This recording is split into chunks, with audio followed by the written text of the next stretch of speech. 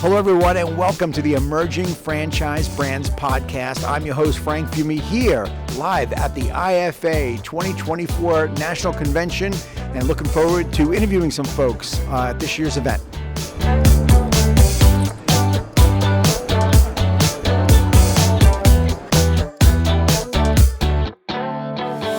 I've got Aaron Zucker from the Zucker Investment Group. Aaron, how are you? I'm doing well. Thanks for having me. Welcome.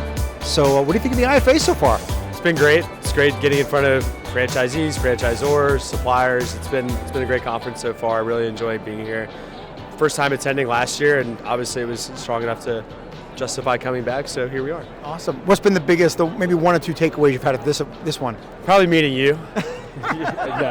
Just meeting, in all seriousness, meeting great people and getting to learn about what other brands and other groups are doing, both on the franchisor and franchisee side, and seeing what emerging concepts are out there and who's growing, and just try to take note of it and see if we can't be along for the ride for anybody's success. Nice. All right, would you share with the audience what exactly is your company, what does Zucker Investment Group do, and what makes you guys different? Yeah, sure. So Zucker Investment Group, forgive the really memorable name, ZIG is as we like to call it, is based in Charlotte. I founded the company 5 years ago. Congrats. Thank you, I appreciate that. So it's a company built on retail real estate fundamentals. So our backgrounds are leasing shopping centers, et cetera, working for family offices most recently before starting the company. What we did originally was started buying well-located, undervalued retail real estate across the country. And we sort of had this transformative thought over the last couple of years, like, hey, we know operators, we know good ones, and we know the brands that are sort of looking for the type of real estate that we go after.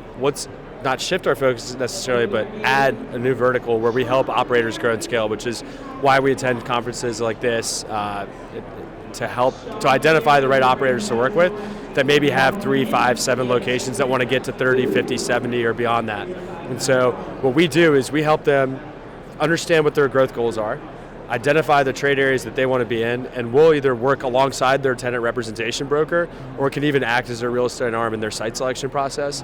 We'll find that building with a broker or on our own doing, and we'll buy it for them. And we'll not only buy the building, but we'll also provide capital to improve the space to where they can have the appropriate equipment, leasehold improvements, whatever it may be, so operators are able to grow without really having to deploy very much capital.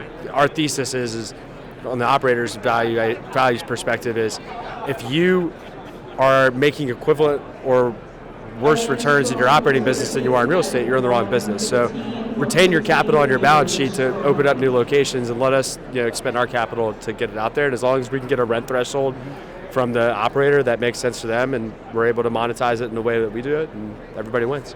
Nice. All right, well, I'm going to go a little off topic, off of franchising for a second, but I mean, if you're in the commercial real estate space, I got to ask you the obvious question. You know about this, a lot of this debt that's going to be coming due in the next few years in commercial real estate, and there might be some people watching this going, gosh, I can't wait to, I'd love to get perspective on somebody who's in the business. Sure.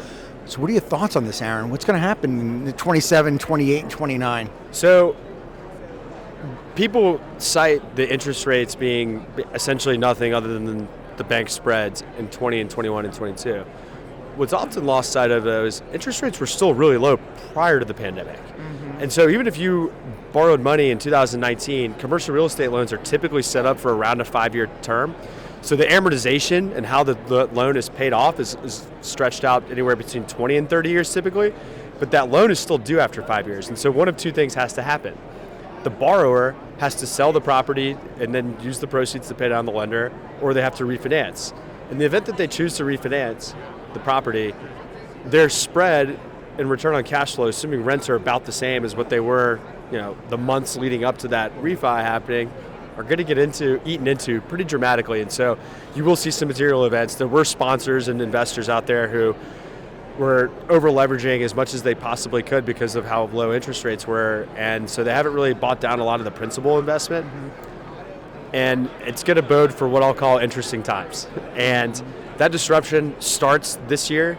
I don't think it's going to be massive, but I got to think some 2025 debt maturities are going to be pretty catastrophic for some people, and so we see opportunity in that. We see opportunity for groups on the franchise side and how that pertains to franchisees, being able to capture better rent deals from in certain markets. Some markets are just insanely hot, but and really for investors to be able to pick up good deals on the real estate market through that debt maturity. We're excited about it. Yeah, it's going to create a lot of opportunity out of the crisis that's going to be coming, right? One way or the other. Sure. The only time I'm annoyed by it is when we're selling a property. But otherwise, in general, we look at it as opportunity. Absolutely. Okay, got one last thing for you. So I typically interview founders of emerging brands. What's maybe some of the pieces of advice or some of the common conversations you're having specifically with emerging founders? Sure.